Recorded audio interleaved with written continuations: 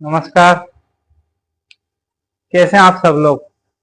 दोस्तों, आज का वीडियो आपके एक बेसिक जानकारी के लिए बताता हूं। जितने भी शुगर के मरीज हैं, कहीं ना कहीं उनके दिमाग में एक बात जरूर चलती होगी कि हम लैब पे जाते हैं तो रीडिंग कुछ और आती है शुगर की, और ग्लूकोमीटर से करते हैं तो रीडिंग कुछ और आती है। तो वही आपको मैं सब आज बताने वाला हूं, कितना डिफरेंस आता है ग्लूकोमीटर में और लैब की शुगर के बारे में। पहले नॉर्मल शुगर की बात करते हैं। नॉर्मल शुगर खाली पेट जिसको बोलते हैं हम फास्टिंग ब्लड शुगर, वो लगभग 100 के लगभग होती, 100 mg पर DL। और वही भरे पेट जिसको बोलते हैं पोस्ट पेंडम, वो होती है लगभग 150 के अंदर होना चाहिए। ये आपको मैंने बताई एक सामान्य जानकारी जो आपको पता होना चाहिए, नॉर्मल ब्लड शुगर कितना होता है। अब ग्लूकोमीटर क्या होता है, कुछ लोगों को ऐसा लगता है। देखिए, ग्लूकोमीटर मैं आपको बताता हूँ। ये है ग्लूकोमीटर, ये होता है ग्लूकोमीटर। इसमें क्या है कि बहुत सारी चीजें रहती है इसमें। ग्लूकोमीटर में कब चेक करना चाहिए, किस तरीके से चेक करना चाहिए, ये आज मैं आप सबको बताने वाला हूँ। तो बात करते हैं हम ग्लूकोमीटर की। तो ग्लूकोमीटर से एक रिसर्च के अनुसार 2012 में एक मेडिकल रिसर्च के अनुसार पता लगा है कि ग्लूकोमीटर की शुगर और लैब की शुगर में कितना फर्क होता है।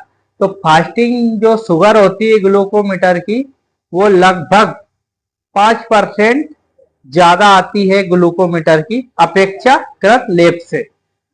और वहीं 2012 में फिर से रिसर्च किया गया तो उसमें पता चला है कि खाने के बाद की शुगर कितनी होती है। तो लगभग दोनों में 35% का डिफरेंस आता है। तो अब ये डिफरेंस क्यों आता है, मैं इसको आपको क्लियर करके बताता हूँ। अब देखिए, ये है ग्लूकोमीटर। ग्लूकोमीटर में आपको खोल के भी दिखाता हूँ। तो इसमें होती है स्ट्रिप। कई बार देखा गया है कि आप इसको ऐसे ही रख देते हैं ये, तो ये क्या है, इसमें हवा लगने के कारण से भी तो इसको सही तरीके से पैक करना रहता है। उसके बाद में आगे चलते हम, तो इसमें फिर देखा गया है कि कई बार टेम्परेचर की वजह से भी होता है। देखिए, ये नॉर्मल टेम्परेचर इसका लगभग 39 के लगभग होना चाहिए। ज्यादा टेम्परेचर पे ग्लूकोमीटर क्या एक्सेप्ट नहीं कर पाता, तो उसकी वजह से भी आपकी शुगर रीडिंग चेंज हो जाती है। तो इसको हमेशा क्या है, कोल्ड एंड ठंडी जगह पे रखना रहता है। ये होता है ग्लूकोमीटर। अब बात करते हैं ग्लूकोमीटर में। ये तो मैंने आपको बता दिया है। अब जो ग्लूकोमीटर की शुगर होती है वो कैसे होती है, हम अपनी फिंगर से करते हैं, उंगली से। जिसमें क्या होती है, ब्लड कैपिलरी होती है। ब्लड कैपिलरी में हमेशा शुगर बढ़ के आता है। और जो हम लेब से करते हैं उसका शुगर क्या होता है, हम वेन से लेते हैं। वेन की लेने की वजह से क्या होता है, उसकी रीडिंग एक प्रॉपर आती है जो लेब में होती है।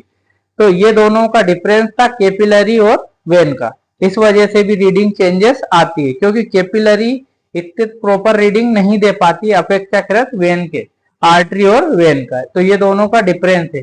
हाँ, कई बार ऐसा भी देखा गया है कि कुछ लैब वाले क्या करते हैं, आपसे फिंगर से ही सैंपल मतलब प्रिक करके निडल से और आपका सैंपल ले लेते हैं और उसको लैब पे छाप के दे देते हैं। तो ये आपको क्या करना, फिर वो क्या हुआ, वापस से ग्लूकोमीटर वाले ही चेक करके दे देते। तो इसलिए हमेशा ध्यान रखिए, क्योंकि ब्लड कैपिलरी और वेन की अलग अलग रीडिंग्स आती है। और कुछ लैब वाले क्या करते हैं, ज्यादा रीडिंग आने की वजह से उसको कम दे देते मरीज को खुश करने के लिए। तो हमेशा अच्छी लैब से ही टेस्ट करवाना चाहिए, बड़ी लैब से, अच्छी लैब से जिस पे भरोसा हो उस पे चेक करवाना चाहिए। तो ये मैंने आपको डिफरेंस समझाया है, दोनों में क्या डिफरेंस होता है। क्योंकि आपको पता है कैपिलरी में शुगर जो रहती है उसकी सही रीडिंग नहीं आती, लेकिन आपको इमरजेंसी के लिए ये ग्लूकोमीटर बहुत काम आता है। ऐसा नहीं है इसकी रीडिंग सही नहीं है, लेकिन जो डॉक्टर चेक करता है वो चेक करके उसके हिसाब से दवाई दे देता है, कैलकुलेट करके। लेकिन आपको अगर सही से रीडिंग पता करना तो आपको लैब से भी चेक करवाना चाहिए। लैब भी आपकी अच्छी रजिस्टर्ड लैब, फुल फ्लैश अच्छी मॉड्यूलर लैब होना चाहिए। क्योंकि आजकल लैब भी एक किचन की तरह, छोटी सी किचन वाली लैब में भी काम करते हैं। कुछ लोगों को पता ही नहीं होता सैंपल लेने का तरीका, किस तरीके से सैंपल लिया जाता है। तो इस सब चीज को भी ध्यान रखना चाहिए। ये थी एक सामान्य जानकारी। इसलिए अगर मेरा वीडियो अच्छा लगा हो तो बिल्कुल शेयर करिए, सब्सक्राइब करिए एंड बेल आइकन को प्रेस जरूर करना, क्योंकि मैंने आज आपको एक बहुत सामान्य जानकारी बताई है ग्लूकोमीटर में और लेब की शुगर में क्या अंतर होता है और किस वजह से इसकी रीडिंग्स बड़ी आती है, और जब बड़ी आती है तो हमें क्या करना चाहिए।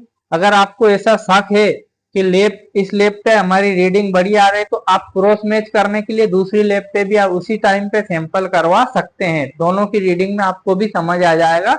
अगर आपको लेब पे किसी पे भरोसा नहीं तो आप क्रॉस मैच करवा के भी देख सकते हैं, क्योंकि इस चीज को हल्के में नहीं लेना चाहिए। शुगर कभी कभार बॉडी में एकदम से बढ़ जाती, कम हो जाती है तो आपको दिक्कत हो सकती है, इसलिए हमेशा ध्यान रखिए। जो मैंने जानकारी दी है आपके लिए बहुत ही जरूरी है, क्योंकि ये बहुत जानकारी अच्छी दी है, सटीक जानकारी दी है कम शब्दों में। इसलिए मेरे चैनल को सब्सक्राइब करिए, शेयर करिए, बेल आइकन को प्रेस करिए। थैंक यू, धन्यवाद।